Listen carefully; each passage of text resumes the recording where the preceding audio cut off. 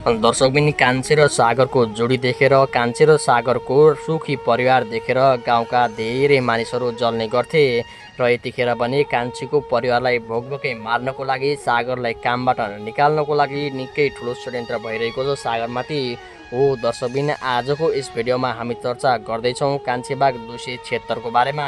कान्छीबाग 276 मा के भएको थियो र आउने कान्छीबाग 277 मा के हुन सक्छ, आउनुहोस् दर्शकबिन आजको यस भिडियोमा हामी चर्चा गर्नेछौँ। दर्शकबिन तपाईहरु हाम्रो यस च्यानलमा नयाँ हुनुहुन्छ भने च्यानललाई एक सब्स्क्राइब गर्नुहोला र तपाईहरुले अहिलेसम्म भिडियोलाई लाइक गर्नु भएको छैन भने भिडियोलाई एक लाइक गरी हामीसँगै जोडिनुहोला।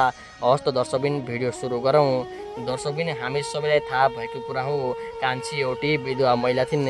एउटी विधवा महिलालाई आफ्नो हातको सिन्दुर दिएर कान्छीलाई आफ्नो घरमा भित्राएका थिए सागरले र त्यही बेलादेखि नै गाउँका धेरै मानिसहरू कान्छीको प्रेम सम्बन्धदेखि निकै जल्ने गर्थे। कान्छी र सागरको सुखी परिवार देखेर गाउँका मानिसहरू जल्ने गर्थे। त्यही कारणले गर्दा कान्छी र सागरको जोडी कसरी छुटाउने कसरी टुटाउने भनेर उनीहरू षड्यन्त्र मात्रै गर्थे र आफ्नै आमाले आफ्नै श्रीमतीलाई दुःख दिएपछि सागरले पनि आफ्नै श्रीमतीलाई सहरमा लिएर राखेका थिए। सहरमा पनि उनीहरूले राम्रोसँग जीवन बिताइरहेका थिए। कान्छी र सागरको जोडी निकै सुपर भइरहेको थियो, उनीहरूको जोडीले सुख पाइरहेको थियो। त्यतिकैमा दर्शकबिन हामीले सबैलाई थाहा होला, जहाँ सुख हुन्छ त्यहाँ भने दुःख दिने व्यक्तिहरू पनि धेरै फेला पर्छन्। हो त्यस्तै दर्शकबिन कान्छीका श्रीमान सागरमाथि पनि निकै ठुलो षड्यन्त्र भइरहेको छ कान्छीबाग 276 मा।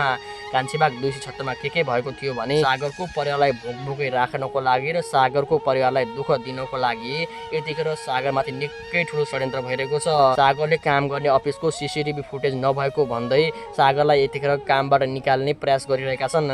हो दर्शकबिन हामी सबैलाई थाहा नै होला, यतिखेर सागरमाथि निकै ठुलो षड्यन्त्र भइरहेको छ, जसको भरोसामा गाउँबाट सागर काम गर्नको लागि सहर आए आफ्नो परिवारलाई लिएर र यतिखेर उही व्यक्तिले नै सागरलाई दुःख दिइरहेको छ। र दर्शकबिन सागरले पनि आफ्नो मालिकलाई भन्छन्, तपाईकै भरोसामा म आफ्नो परिवार लिएर सहरमा आएको थिएँ र यतिखेर तपाईले पनि यस्तो भनेपछि म कहाँ जाने, मेरो परिवारलाई मैले कसरी पाल्ने, मेरो परिवार त भोकभोकै मर्छ भनेर सागरले भनिरहँदा सागर पनि रोइरहेका छन्। दर्शकबिन तपाईहरुलाई आजको भिडियो कस्तो लाग्यो? भिडियो मन परेको भए भिडियोलाई एक लाइक गर्नुहोला, च्यानलमा नयाँ हुनुहुन्छ भने च्यानललाई एकपटक सब्स्क्राइब गरी हामीसँगै जोडिनुहोला। हवस् त दर्शकबिन आजको यस भिडियोबाट छुटिन्छौँ। छुटिँदै तपाईहरुले हाम्रो यस च्यानललाई सब्स्क्राइब गर्नु भएको छैन भने हाम्रो यस च्यानललाई सब्स्क्राइब गरी हामीसँगै जोडिनुहोला। हामी फेरि भेट्नेछौँ। हवस् त धन्यवाद। जय देश जय नेपाल।